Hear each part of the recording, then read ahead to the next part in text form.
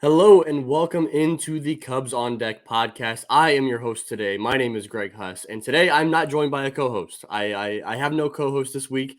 This is the rare time where that's going to be the case.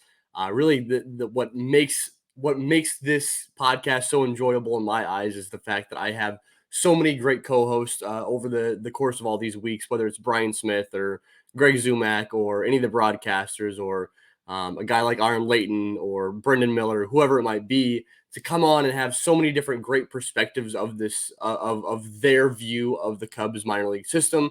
This week, it's weird. It's Labor Day weekend. It's a holiday weekend. It's tough to track down some co-hosts. It didn't really work out this week in terms of getting another voice on the show.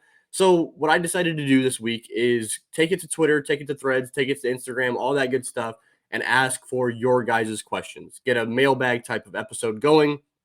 And really, this episode, I just have, I don't even know how many questions lined up. Quite a few questions lined up all over the place. I haven't really organized them in any rhyme or reason because I just got a ton of just really good questions. So I've just plugged them into here.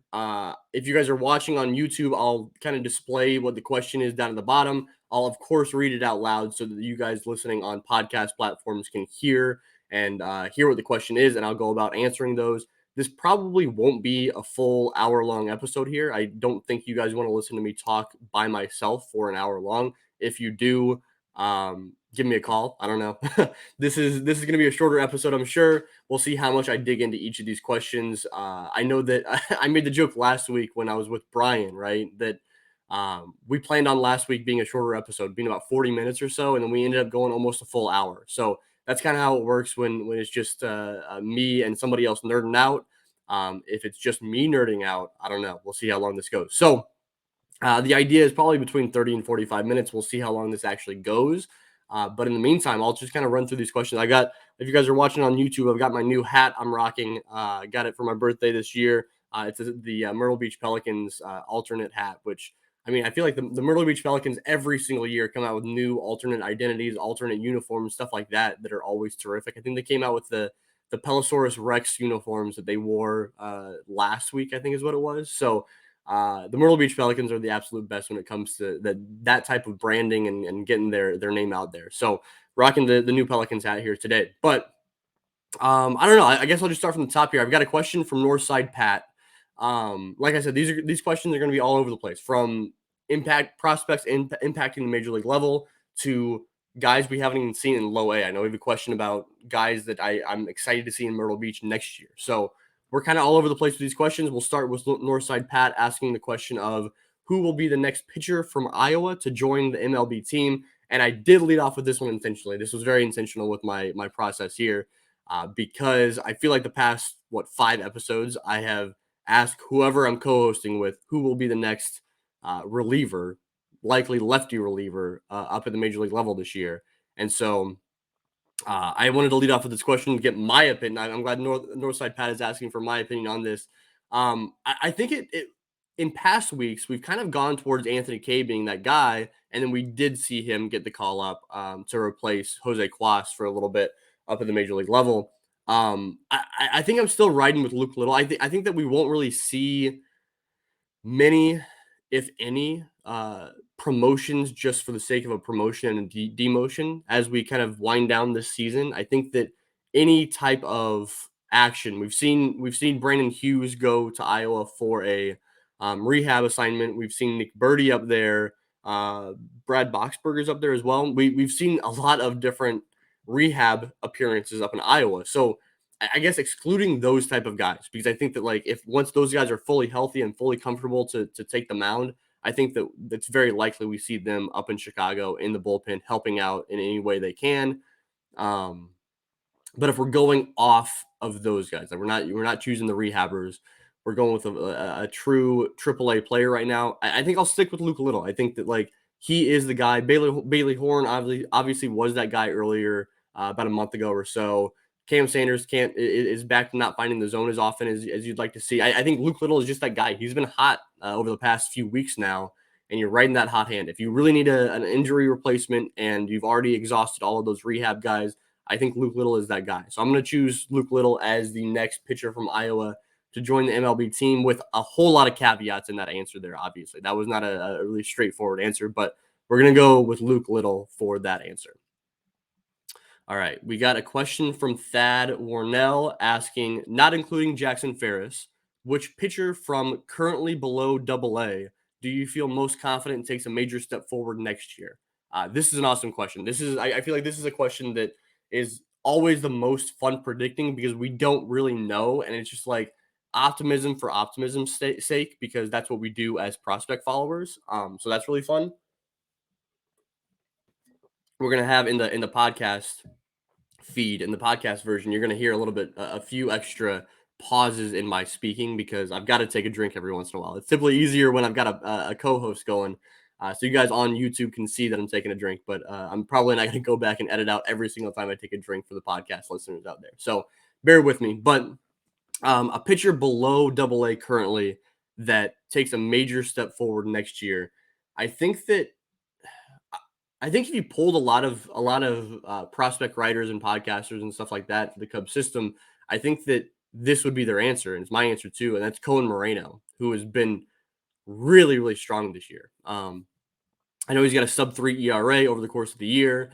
He's working as a starting pitcher now. He's going a little bit deeper in starts. The changeup looks really good. The breaking balls look better. The fastball is finding the zone more. Still walking guys a little bit too much, but like overall, Cohen Moreno has been about as good as you can ask him to be this year, working his way back from an absolutely brutal year last year. So I think I'm going to go with Cohen Moreno as a breakout. We know how athletic he is. We know that he's starting to find it. I think that as he goes up from Myrtle Beach, probably up to South Bend next year to start off the year, we might see a big breakout year from him.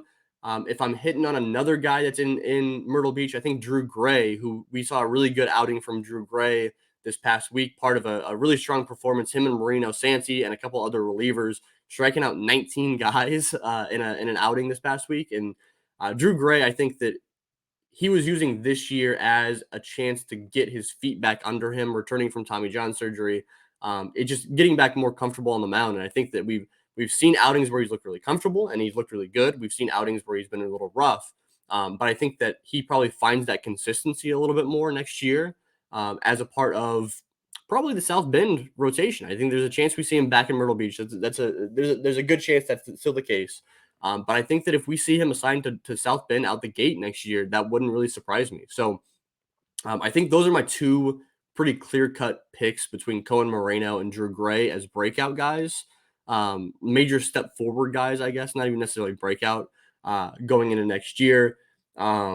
As far as guys that aren't even in Myrtle Beach right now, I think that I don't know. I think that if you see a guy like Mason McGuire, I know there's a lot of hype surrounding Mason McGuire before this season started. If we see Mason McGuire kind of take off a little bit, that wouldn't surprise me entirely.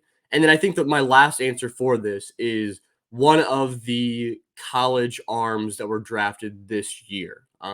We saw that this year with Brody McCullough taking off, with Grant Kipp taking off, Connor Noland, Brandon Birdsell, obviously Cade Horton, Nick Hull, like all of those guys have had really, really strong years this year. So I think that a safe bet is going with one of these college arm draft picks from this year to kind of really show out. I don't know. I'm not going to identify one guy, but I think like really any of those guys that were drafted this year is really a safe bet.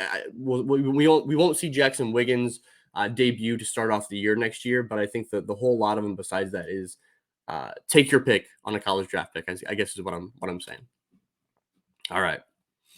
We have a question from Banks Totten, who has always been really active on Cubs Prospect Twitter. I really appreciate that. Asking which handful of players are you most looking forward to debut at Myrtle Beach next year, which is actually, this transitions pretty well. Not intended here as I'm kind of placing the questions here, but which players most looking forward to at Myrtle Beach who have not yet been to Myrtle Beach this year? I'm going to go to the hitters first because the pitchers are more of a kind of a crapshoot. You know, the pitchers are kind of wild when it comes to coming up to Myrtle Beach. They don't really like if you're looking at the numbers of guys in the Arizona Complex League, never fun to look at. Like never fun to look at. They're always kind of rough. So I'm going to go to some hitters here for this answer. I think that my number one answer is Christopher Pasiola. I'm really, really excited about Pasiola. I've kept him on my top prospect list over the past couple, like this year and last year since he's been drafted. And he's man in third base. He is, I think the way that Brian Smith, my co host, has described it throughout this season is he's just checking all the boxes. He is doing everything he needs to do in order to make his debut in Myrtle Beach next year. After being a high school draft pick a year ago, I think that like it's been good to see him get that experience down in the Arizona Complex League. If he comes up to Myrtle Beach in like the very tail end of this year, I wouldn't be super surprised. But really, I'm just excited to see him make his debut in Myrtle next year. I think that he's starting to fill out his body a little bit more, get a little bit stronger. Manning third base, looking good over there, and just kind of hitting for more contact and power. Like I think he's just kind of like it's a very like smooth, progressive development path so far as a very young guy in Christopher Pasiola. So I'm really excited to see him up in Myrtle Beach. I'll go with him. I think that it's going to be super interesting to see Alexis Hernandez, who is Christian Hernandez's little brother, make it up to Myrtle Beach next year because I'm not positive that we see Christian Hernandez start up in South Bend to begin next year. I think that there's a chance, especially with we talked last week with Brian about the log jam of infielders, especially middle infielders in South Bend to begin the year next year. I think there's an off chance that we see Christian Hernandez back in Myrtle Beach. And so if the Cubs front office deems Alexis Hernandez ready to be bumped up to Myrtle Beach to begin the year, you're going to get a couple brothers there in the middle infield for the Myrtle Beach Pelicans. And not only is that going to be really fun to see them working up the middle, but it's going to be an interesting concept to see how Christian Hernandez reacts in terms of having his little brother playing on the same team with him and how that kind of motivates him. And the same thing goes for Alexis Hernandez and seeing like is he even more motivated now that he's playing with his brother and even performing better at the plate and how smooth they communicate on plays up the middle, So that could be super, super fun. I'm trying to look at some other players here. I think that Drew Bowser is another guy that was super exciting coming out of the draft. I think that there's just as likely of a scenario that Drew Bowser is a breakout guy next year, just as likely as Brian Calmer and Jonathan Long, as we've seen from them this year. So we know Drew Bowser's power is there. We know it's a big swing and miss type deal with him. It feels to me with Drew Bowser like he is a strange combination of like what we've seen the Cubs do over the past couple of years with the Matt Mervis and BJ Murray and Haydn McGeary type guys, where it's like lower draft picks that are probably third base, first base type guy. But the way that Drew Bowser kind of performs at the plate in terms of not doing a great job of identifying spin quite as much, and then also high fastballs are a problem for Drew Bowser. That reminds me a lot of what we saw from Christian Franklin when he came out of the draft. I know like Christian Franklin's a center fielder, Drew Bowser's a corner infielder, different from that perspective. But like, it's interesting to me that the Cubs have identified that player, and we've seen how Christian Hernandez has really, or not Christian Hernandez, sorry, Christian Franklin has really turned it around this year after his stint on the development list. And so I'm curious to see what the Justin Stones and the Steve Polakov and Rachel Foldens of the world in the Cubs organization are going to do with Drew Bowser to help him swing and miss less. Because we know that all of that development is very catered to each player. And so I'm curious to see what that development looks like for Drew Bowser. That's going to be fun. We'll move on to the next question here. It is from Don Hyman, who has been a regular question giver to us on the show, whether it was the old show with Growing Cubs or this with Cubs on Deck. Whenever we call for questions, he has been awesome at sending them in, and they've always been terrific questions that we feel like we have to answer on the air because they're so good. Don asks, assuming PCA, Cade Horton, and Matt Shaw all debut in Chicago next year, what are the top 3 guys that can replace them on top 100 lists? This is a really good question. I like this one because, I mean, those are – I think that PCA and Cade Horton are very clearly the top prospects in the system. Those are both top 20 guys in all of baseball. Matt Shaw is making a damn good case to be the 3rd best prospect in the system. Obviously competing with the Owen Caseys and Kevin Alcantara's of the organization. But I point that out as to say that like those three guys cannot just be immediately replaced. Like you're not going to just all of a sudden have two top 20 guys and a top 50 guy thrown into like those rankings. That's not going to happen overnight.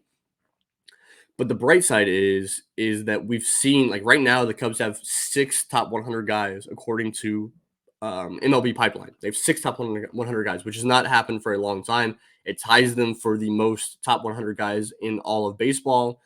Those guys are there, right? So if you remove next year, if PCA, Cade Horton, and Matt Shaw get removed from those rankings because they've exceeded those limits, those prospect limits, then you still have at least 3 other guys just already there. You know what I mean? I think this is interesting because I would argue that, like, I think that PCA and Cade Horton are guys that could start the year at the major league level, obviously. I don't think that Matt Shaw is. I'd almost make the argument. I don't know how much I believe in it, but I listened to an argument that Owen Casey might get more playing time in Chicago next year than Matt Shaw. Owen Casey's in Double A, much like Matt Shaw is. Owen Casey's younger, which is wild to think about, than Matt Shaw. And I, I don't know. I think that those guys could come up right around the same time. I think that it's not out of the question. I would be more surprised to see Matt Shaw making the opening day roster than I would Owen Casey. So I think that's another guy that can be thrown in this mix. Owen Casey is a guy that could lose that rookie eligibility and or lose the prospect status after next year. I think that the one guy that immediately comes to mind here is whoever the Cubs draft in the first round next year, right? It'll be a lower draft pick than what we saw even this past year. But the fact that the Cubs were able to take Matt Shaw, the 13th overall pick, and make him a top 100 prospect in a matter of weeks is really, really impressive. So I think you have to throw a little bit of love to whoever they pick in the first round of next year's draft. But then after that, you still have Kevin Alcantara, who will be a top 100 guy. You still have James Triantos, who is kind of sniffing all around that top 100 status. You still have Ben Brown, which is another guy that might lose his status. So I guess more than just like focusing on PCA and Matt Shaw as like guys that you need to replace in top 100s, it's more just like you have a lot of guys that are like close, right? Not necessarily like they will for sure be losing prospect status next year. It's just like I can see a lot of these guys losing it. You know, I can like Kevin Alcantara is on the 40-man roster. Like it's not out of the question that he comes up midseason next year in at the major league level. James Triantos is probably not quite that case, but like Ben Brown obviously is, and we lost Jordan Wicks. I mean, I'm sure that his prospect status is going to go away pretty quick because he's going to start next year at the major league level. But it's really just about like continuing. It's less about like let's replace those top 100 guys with more top 100 guys. Remember that like a year and a half ago, maybe 2 years ago, the Cubs were not like not even 2 years ago, I guess, like a year ago. The Cubs did not have 6 top 100 guys. It was we were having that conversation of like, all right, they have like 6 or so guys that are like in the top like 175 in all of baseball, and the fun thing is like those guys continue to develop and continue to get better. So they went from top 175 to now top 75. And that's just you just got to keep churning out this process of developing players, individualized processes, and just making them better every single year. And as you make these individuals better, the system continues to get better. You keep to the biggest issue here is that you're not getting through trades like you had the past few years with PCA and Kevin Alcantara and Owen Casey and stuff like that. You're not getting those like super, super talented guys. So you have to take, as a Cubs development system, you have to take these guys that are maybe not quite as talented and continue to develop those guys and go from like good athletes, good skills, and just try to make them great on a few things.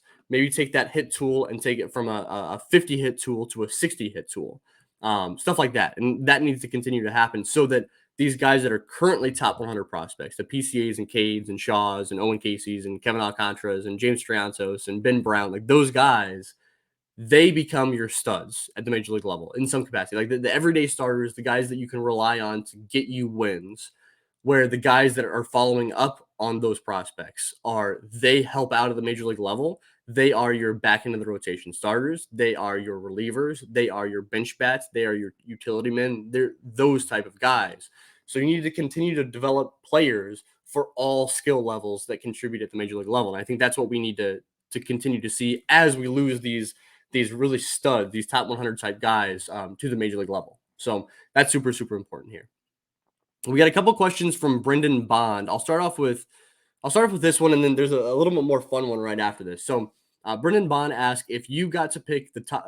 If you got to pick the prospects for the Arizona Fall League, who would you pick? So who are my picks for the Fall League? I'm not gonna. I'm not gonna pick the like it'll be this, and this. I'll throw out some names that really like stand out to me as they make a whole lot of sense to go to the Arizona Fall League this year. And the first is Alexander Canario, which I know there's a question later on. Actually, I'll throw this question. I'll get back to Brendan's here. But I got a funny question about Alexander Canario because I want to talk about him. From Modern Boxes asking, did you enjoy the Canario debut this weekend? Yeah, kind of funny that Alexander Canario got called up as a part of that like roster, 28-man roster expansion at the major league level in September, and then did not play over the weekend, over Labor Day weekend. So yeah, that's interesting that did not happen. I don't know what the deal is with that. It seems weird that he was kind of riding this high. He was riding this hot streak, and then you don't play him at the major league level. I've seen some people think, oh, like maybe like he needed a break. He's like coming off those 2 major surgeries. It's like, yeah, but to me, in my eyes, once he's like starts feeling good, it's like let's ride that hot streak. Let's make sure that like he's getting as many at bats as he possibly can. And to me, he'd be getting all those at bats at the AAA level, clearly not at the major league level. So I don't. I think what it's saying. I think the call up of Canario and then not playing him. I think that what it's saying is like the Cubs major league team, David Ross in the front office, like they are as in as they possibly can be on making this season's team as successful as humanly possible. So Alexander Canario is clearly good enough to be on this major league roster based off his hot streak, right? But you also got Seiya who's been playing better. You got Ian Happ who's been playing better. You have guys you have Cody Bellinger. You have guys in the outfield that maybe like playing Canario isn't the best move at the major league level right now. It may hinder his development long term, or not even necessarily long term over the next couple of years. But to not get him those at bats, but like the Cubs are clearly prioritizing right now and making sure this team is as good as it can possibly be right now. So I don't love it, honestly. Like I'm as a prospect guy, I don't love that, but that's the only explanation I can really have here. So back to Brendan Bond's question of if I got to pick the AFL players, who would I pick? I think Canario is a really good example of a guy that let's go. He obviously hasn't had a full season's worth of at bats this year. Let's go get him more at bats. Let's have him see more pitches against some really good competition. Obviously, like the competition in the AFL in terms of pitching is not as good as like AAA. Like I view it more as like a AA type of talent level. But it's not about that necessarily. It's just about let's see more pitches. Let's see spin. Let's spin on sliders on the outside. Let's recognize a fastball high. Let's do all those things. And that'll be huge for Canario.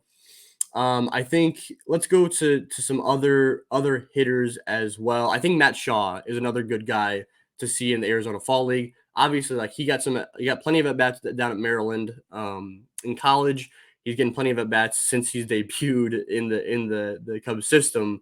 But I think that like given his proximity, I think if he goes down to the Arizona Fall League and he performs really well, I think that might just even fast track his trip to the big leagues even more. So I think that Matt Shaw is another good example of a guy that we might see in the Arizona Fall League. I think that it was fun to see Owen Casey last year as a young guy go to the Arizona Fall League and really perform well, or really get that experience against those types of players. I think James Triantos is kind of following the same path of Owen Casey to a certain degree. So I think that James Triantos would be another really fun guy to leave South Bend, go down to Arizona, just like Owen Casey did last year, and then go up to Double A and debut and start his Double A upper levels journey starting in 2024. I would like that a whole lot. So I think those are 3 kind of more recognizable names that could be down in the Arizona Fall League as far as hitters go. You always get a couple names that are kind of more off the radar, like a backup catcher type guy, like guys that aren't top prospects going down to the Arizona Complex League 2, or not Complex League, Fall League 2. So I think that's something to keep in mind as well. Kind of transitioning over to some pitchers that we might see. down there at the Arizona Fall League. You know who's actually like someone that we might see down there is I know that Riley Martin has logged a lot of innings this year in relief, but he's had such a weird season in terms of really dominating in Tennessee, getting the call up to Iowa, really struggling, and then going back down to Tennessee. I think that Riley Martin facing that level of talent down at the Arizona Fall League might be good for him to like, what do we actually have in Riley Martin? I've always been a huge Riley Martin guy. I think that can he make that jump from double A to triple A and then after that from triple A to the major leagues? I think it's a stint in the Arizona Fall League. Maybe not even throwing a ton of innings, obviously, down there, but just like getting that experience working with the coaches down there. I think that might be really, really important for Riley Martin. Um, who else we got here? Who else we got that might be a good pitcher pick for it's tricky, right? Because you're constantly you're working under the pitch restrictions, the innings restrictions. You don't want to send a guy down there that's played most of the season in their full season affiliate. That doesn't make a whole lot of sense for that. So um I don't know. I think that it gets tricky after that. I think that we might see some relievers. Maybe Zach Lee making a trip down there quite again. I know we got a late start to the season. I think it's safer to pick on relievers to send down to the fall league rather than starting pitchers. I think that Zach Lee might fit that bill well for this year. So we'll move on to the other Brendan Bond question, which I really really liked.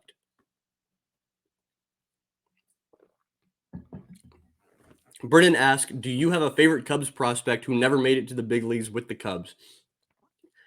I'm gonna pick out like kind of an era of players. So there was an era of when the Cubs were really down. They actually made several like prospects that were like on my top prospect list back in the day that actually made their major league like got major league playing time.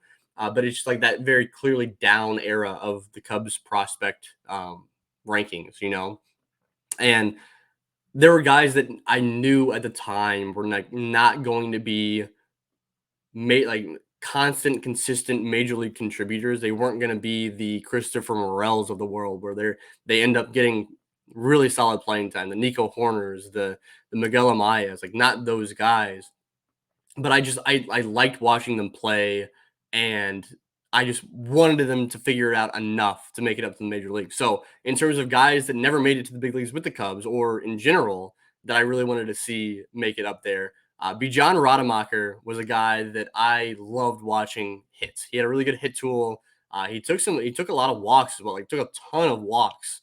Made it all the way up to AAA, up to Iowa, and then just kind of stalled out. He couldn't make it up to the big leagues. I think he bounced around and played some indie ball for a little bit, but Bijan Rademacher was a guy that I really, really liked. I didn't really, really like saying like he was going to be a stud for years and years. It was just I really liked him playing. Wanted to see him make it up to the bigs. Um, Another guy that like didn't even he kind of bounced around from level to level quite a bit, but he was just a fun watch. Not necessarily like he did things that I really dug. It was like watching him play was really fun. Roberto Caro, he was an outfielder. He stole a lot of. I don't have his numbers pulled up in front of me right now, but Roberto Caro stole a lot of bases. He took a lot of walks, and so that helped him. He was always getting on base and always stealing bases. He played some decent center field, some left field.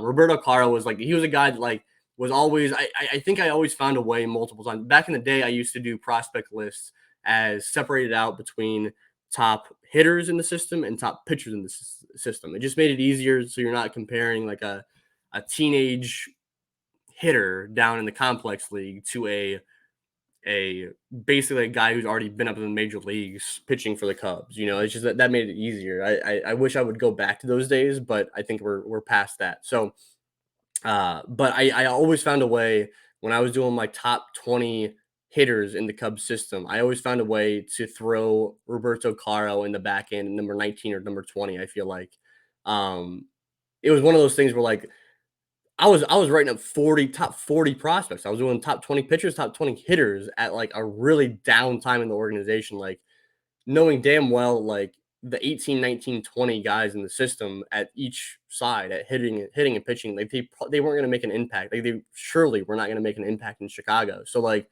it was just an opportunity to throw a guy that I liked watching play baseball in the back end of those prospect lists. So Roberto Caro was another one of those guys. Another guy that like did make his major league debut. It wasn't with the Cubs, and he's kind of carved out a decent role with the Detroit Tigers. Is Zach Short? I know that there's people out there that really think that like I want Zach Short back. I think Zach Short's a great player. It's like no, I think that Zach Short has carved out a good role on a Detroit Tigers team that's really struggling.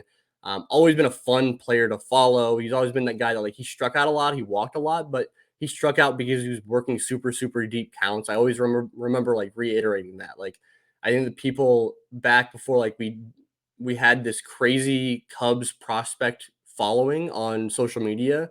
I think the people saw Zach Short's numbers and saw that I'll be striking out more than 25% of the time. It's like, oh, he swings and misses through pitches a lot, right? Like he's his when before we talked about in zone swing or swing and miss, I think that people just associated Zach Short with that, and that wasn't ever really the case. He just worked really deep counts, and that's why he walked a lot. That's why he struck out a lot. It's like if you're working enough 3-2 counts, like you're gonna strike out sometimes, you know.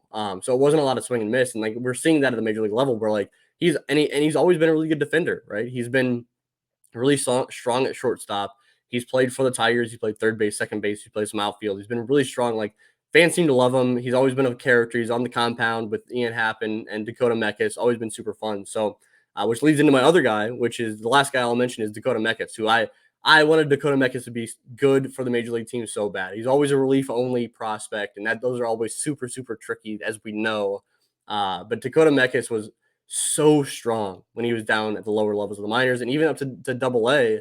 And then he just kind of stalled out a little bit. I wanted Dakota Meckes because of that personality, because of the big size that he had, because of the quirks that he had on the mound, throwing super weird. I wanted Dakota Meckes to be good, and it just didn't work out. Right now, he's playing in indie ball. I think he's playing for the counter clocks in I think that's in the Atlantic League, maybe. It's one of those indie leagues. So yeah, Dakota Meckes was always one of those guys. I know that if you listen to the Growing Cubs podcast with me and Jimmy early on in the early on days, like we found a way to bring up Dakota Meckes and talk about him on the show as much as we possibly could. That was super fun always. All right. Yeah, thanks for the question. I really like that question, Brendan. I mean, in a episode full of technical questions about the Cubs system, that's always fun to kind of reminisce on some hashtag some guys. So that's always fun. We got a question from Chicago sports fan. How much might developing prospects impact the Cubs' decision to spend on free agents this offseason? I know we have a few questions. I'll probably try to pull those up here too, about this type of dynamic where like the Cubs will. The questions are the Cubs will likely be making trades. They will likely be signing free agents. The Cubs will be making moves to make that major league team better. And what does that mean for the Cubs minor league system?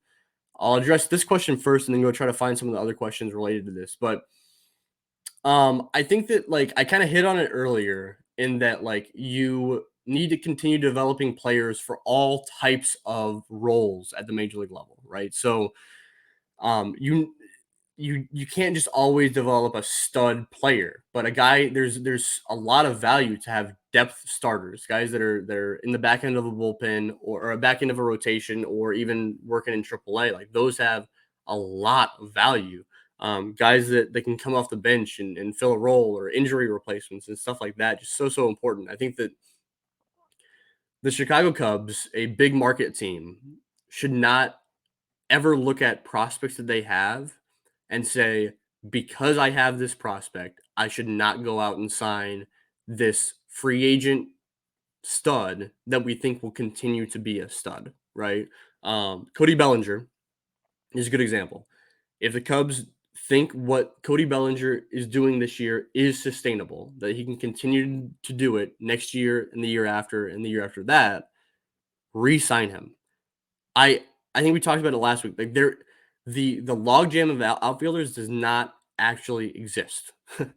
Having PCA and Alexander Canario and Owen Casey and Kevin Alcantara, like that should not prevent you from going out and signing Cody Bellinger to be your starting right fielder, your starting center fielder, playing some first base. Like go out, if you believe in him long term, go out and sign him. So I think you continue to develop those prospects.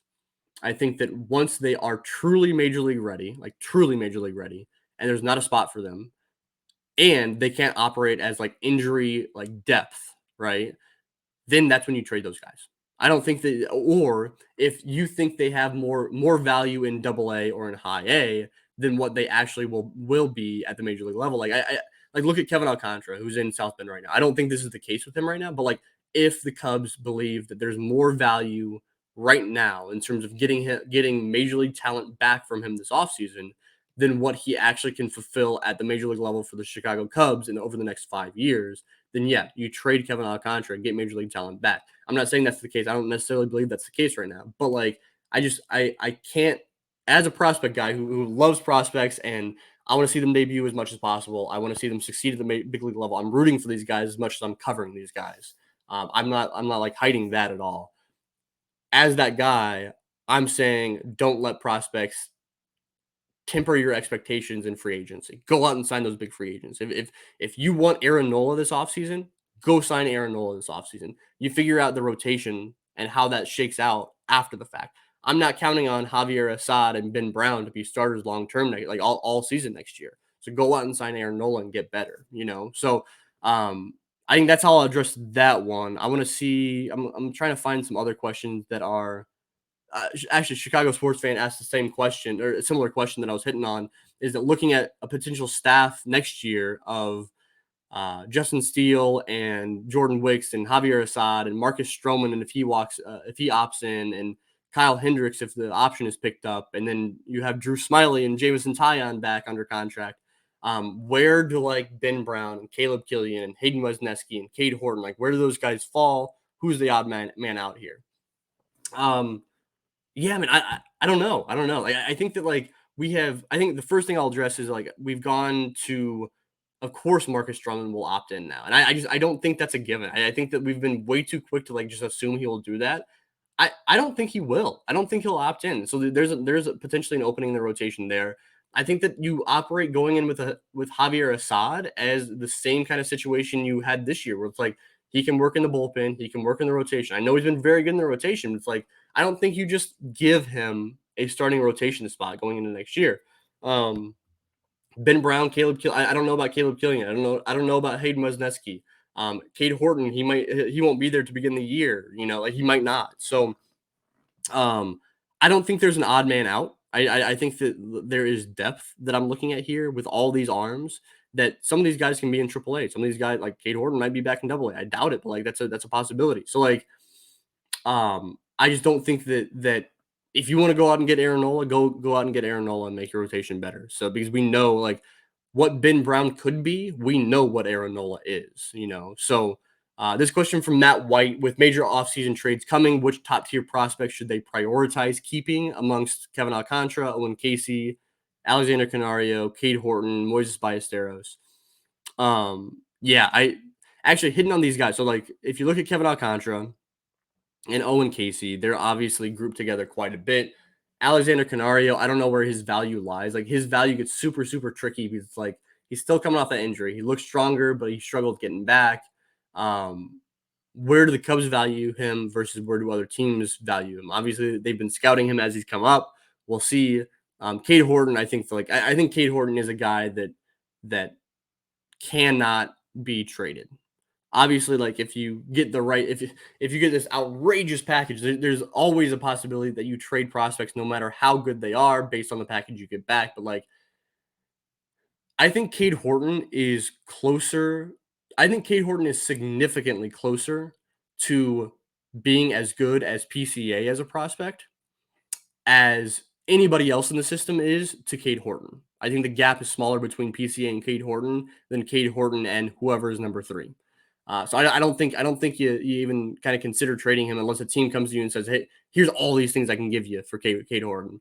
Moises Ballesteros is probably of this group the guy that in theory makes the most sense to trade. Obviously, a guy that is typically predominantly a bat first player doesn't bring a whole lot of value, but coming off this incredibly strong year, the value doesn't get any stronger than what we've seen from Moises Ballesteros right now.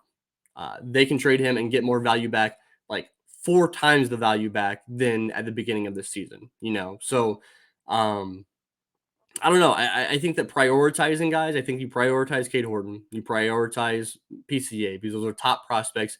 up close to the major league. That's another contributing factor, right? Is that like obviously they if you can trade if you're trading a prospect and they can almost immediately help the team at the major league level that you're trading them to, then you probably shouldn't look at them as a prospect. You should look at them as like a major league level talent that just has not yet debuted, you know? And so I think that gets a little tricky. So I'd prioritize Cade Horton. Alexander Canario falls in that mix. Owen Casey's just different, right? Because he's going to be up in the major leagues next year at some point, but just the profile is so different, right? He hits the ball hard as hell. He swings and misses quite a bit, but the strikeouts have come down as the season's worn on. So it's all about how you value your prospects versus how the organizations that you're trading with value your prospects. Um, all right, let's see what else we got here that are similar. We got a question from Cubs Insight asking the Cubs acquired 4 of their top 6 prospects via trade over the past few years. How do you feel about them developing top end talent via the draft over the next few years? So kind of hit on this a little bit. So we're kind of repeating questions to a certain degree, but I love this question. This is terrific. Um, I'll again say that like you need to develop more than just like that top end talent. That's important. That's something the Cubs did not do that last wave, right? The 2015, 16, 17, the Cubs did not do that at all. Where they developed the KBs and Javis and Rizzos and guys like that of the world. They did not develop those like supplementary pieces last time, and that was detrimental to the fact that to the team, you know. So they need to continue to do that. But as far as the draft, man, I feel good about the draft. I feel the draft is such a crapshoot. It's so wild, so crazy. But what I'll say is that like I feel comfortable putting my faith in what Dan Kantrovitz and the draft team is doing. Um, I can't say for sure that it'll be super successful, but I'm liking what I'm seeing. I'm liking the strategies that they're taking in the draft. I like that they're taking in the first round. They're taking the guy that falls to them. They're identifying the guy that might be worth over slot. I'm liking that type of like what they're doing with that. Obviously, like during that transition from the Jared Banner drafts to what we see now in their draft machine, that there were some weird years there. The 2020 draft was such a weird draft that obviously it has not gone well. When you got Ed Howard, who has been injured and struggled, you got Cohen Moreno is finally starting to break out, like I talked about at the beginning. Jordan Wogu has been bad this year. Burl Caraway has been not even on the field, and when he was on the field a couple of years ago, he wasn't good. And Luke Little might end up having the biggest impact of all those draft picks. That 2020 draft was not great. After that, it just got better. It got a lot better. So I have confidence. I don't know, like in terms of developing that top end talent, like they've shown that they've had the ability to develop these guys. And I'll point out too, like one other thing I'll point out with this is that like, yeah, they acquired these top end talent type guys and developed them. But like the emphasis is they developed these guys, right? Owen Casey was an 18-year-old when they acquired, or 18 or 19 years old when they acquired him. Same with PCA. They have kind of remade the body of Alexander Canario to make him like truly sustainable as a power hitter. All these guys they got back. Daniel Palencia was a guy that like had hardly thrown any professional pitches before they acquired him. You know, so um, the prospects they got back they developed. Hayden Wesneski was a guy that was close to the major leagues. They got him for Scott Efros.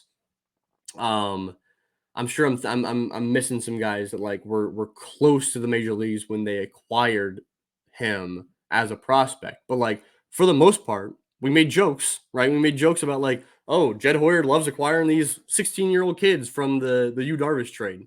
Obviously, all those didn't work out. Yaisen Santana is no longer in the system. Reggie Preciado is switch hitting down the Arizona and is struggling. Um, that happens, you know. But the fact that they were able to develop some of these guys, they developed Owen Casey, they developed Bailey Horn as a guy that when they acquired him from Ryan Tepera from the White Sox, like that was not he was what the second to last or he was in the last round of that draft. He was a 5th round draft pick in that 2020 draft. So like they have truly developed these guys. They didn't get them as finished product. They've developed these prospects and like when you talk about homegrown players, like although they weren't drafted or signed by the Cubs, like these are homegrown players for all intents and purposes. So, yeah, the development has been occurring for some of those players. I'm curious to see how it continues with a different dynamic at the major league level, but that's gonna be fun to monitor for sure. All right, we just got a couple more. We'll take a couple more here. I'm at the 45-minute mark. Like I said, I don't want to talk you guys' ear off just listening to my voice. So, um, we got we got a question from Jared about PCA, saying if I am Jed and I am telling the Iowa organization what I want PCA to be working on. What am I telling them? So this question is awesome, first of all. I think that like this conversation of like what is PCA working on to make sure that he is a major league caliber like stud is super, super important to how this organization looks over the next several years. The bright side is that Jed Hoyer does not need to tell the Iowa organization what PCA needs to be working on. I think that the thing that the Cubs organization has done, the entire Cubs organization has done best over the past 3 years, is they have gotten really, really good at making sure everybody is on the same page. Um, Justin Stone has been on the hitting side, just super integral in making that a thing. I know that Stephen Polakov and Rachel Folden, who I mentioned earlier, those are people that have been really, really good about making sure that they go to each level of the organization. The hitting coaches and the players up there hitting in Iowa know what know what it looks like to be a better hitter, just the same as somebody down in the Dominican Summer League. And so like it's not like you're going from Double A Tennessee to Triple A Iowa and you get a whole different game plan in terms of getting better. And I think that's what I'll hit on here with this question. It's just like what are they what am I telling PCA to work on in Triple A? I think like what he needs to work on, I think is being able to continue to use the whole field. I think it is identifying changeups and breaking balls and making sure that he's laying off the ones he needs to lay off of and punishing ones that are left over the heart of the plate. And I think that really it's just maintaining that ability to jump on mistake pitches, but also which he's very good at that. But the thing he needs to continue to work on is making sure that hit tool stays high. And so like he's not only punishing bad pitches because there's gonna be less bad pitches to punish once he makes it to the major leagues, right? So like it is doing something with the good pitches, whether that's fouling them off and waiting to get to a mistake pitch, or getting a little bloop hit, or keeping it as an infield hit so that he can run out an infield hit, which we know he can do. It's stuff like that. Like he needs to continue to like he's going to see better pitching, and better pitching isn't necessarily like better stuff at the major league level. It is sometimes, but it's not necessarily better stuff. It's just more consistently good stuff. There's just less bad offerings that he's seeing that he can do damage on. So that's what I'm hoping he continues to work on. On the bright side, they know what to work on. They know what's up, and I love that. That's really good. So let's see what else we got here. I think we might have maybe one more to hit on. I don't know. We've gone through a lot of these, dude. Yeah, last one is I'll hit on this one from Brooks Oakley, another friend of the show here. He's been great about sending questions in. Brooks asked, "Why do I think Haydn McGeary has cooled off so much?" He has he, he's really cooled off. I just tweeted out this morning actually his numbers over the course of the last like 20 games or so. I think, yeah, those last 20 games, Haydn McGeary is batting 153 with a 282 on base percentage and a 277 slugging. Yeah, that's tough. That's a tough last 20 games. I think that like what I've seen from Hayden McGeary all year long is that he hits the ball on the ground a lot. And when that happens, regardless of how hard you're hitting the ball, it's going to find gloves more times than not. I think that like you don't want to when you're hitting the ball hard, you want to hit the ball on a line or in the air. And when he's hitting the ball that hard, it becomes even more important to do that. So that he's going to be super. As long as he's hitting the ball on the ground, he's going to become super super BABIP dependent. Where like if it's finding gloves, he's going to go through these rough stretches. And if he's not making hard contact and can like for a stretch where he's just not seeing the ball perfectly like fine, then it's going to be even more like highlighted how much he's struggling. So, yeah, I just want this offseason, I'm going to see him put in work to be able to get the ball elevated more often, continue hitting the ball hard.